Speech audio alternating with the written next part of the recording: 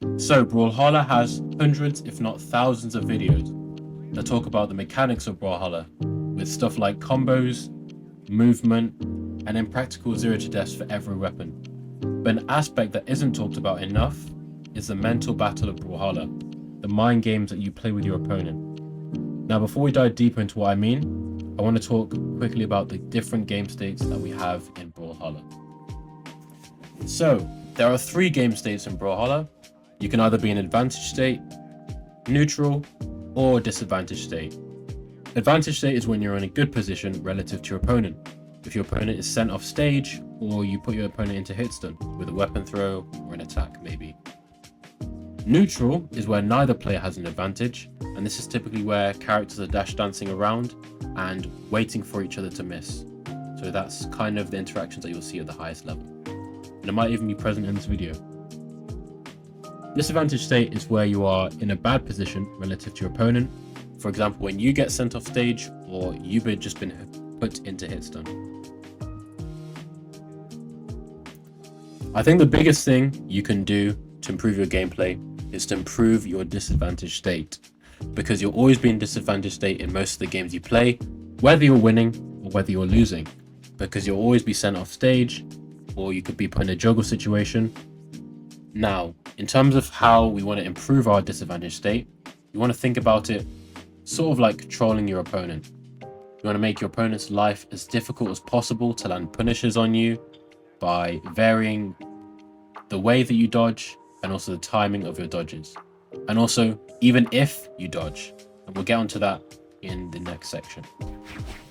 So I'll explain what I mean by your defensive options. So when you're in disadvantage, when you've just been hit like this, for example, if you're the Loki, you have 5 main options. So the first option you can do is that you can dodge, so I'll set him to neutral dodge. And there's that. You can dodge, that's the most common thing that people do. You can jump, that's the second thing. So jumping is very common in gold and platinum after certain attacks. Now you can also fast fall. So let's say you get thrown into the air by a move, for example by sidelight, and let's say your opponent just waits you out. So in this case, it's kind of hard to do a fast fall in the training room, but you can just fast fall, and your opponent, that might catch your opponent off guard if they're going for maybe something like this, or maybe they do a delayed punish because they expect you to dodge. Anyway, so the fourth thing is you can do a wake up attack. So for example, let's say I can set the bot to do an attack. So yeah, he just does an attack instantly.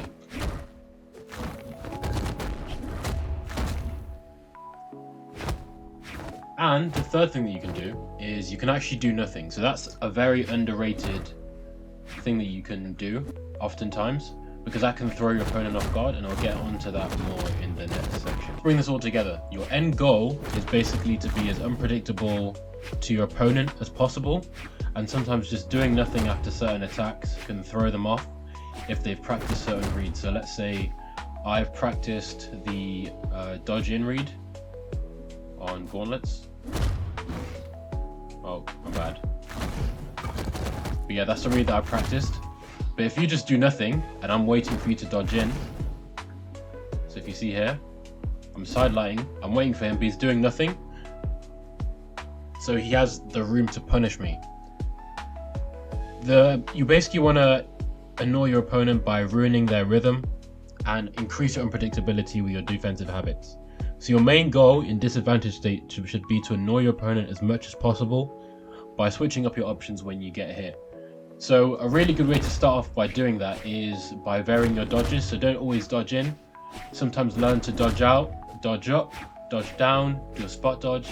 Remember that a spot dodge lasts the longest in terms of how many frames that you're invulnerable. So yeah, use spot dodge as well. It catches me off guard when people spot dodge and I'm going full swing into a combo, but then they just spot dodge and then they can punish me.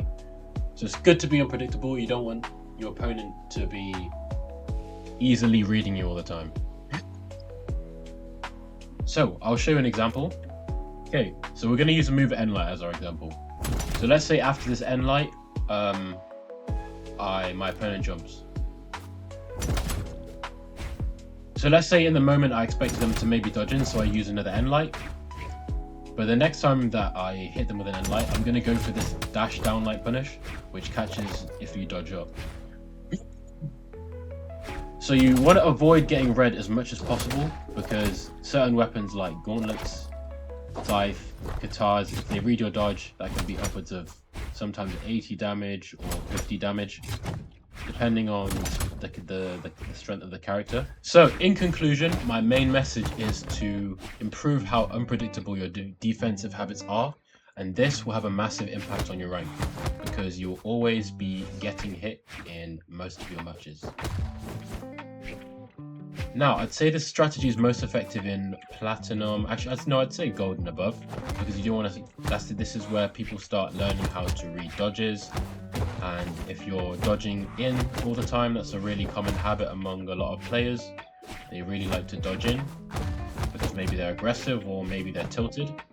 So yeah, I do think I'll also go over how to fix your mental, how to remain calm when playing Brawlhalla, because that can affect how you play as well quite a lot. But yeah, thank you guys for watching this video. I've been really thankful for all the support we're getting lately. We have a lot of new subscribers, so welcome guys to the channel. Leave in the comments what you think about this video. My last video didn't get in the comments and it made me sad, so please guys, show me some love in the comments, man. But yeah, apart from that, have a good day, and I'll see you in the next one.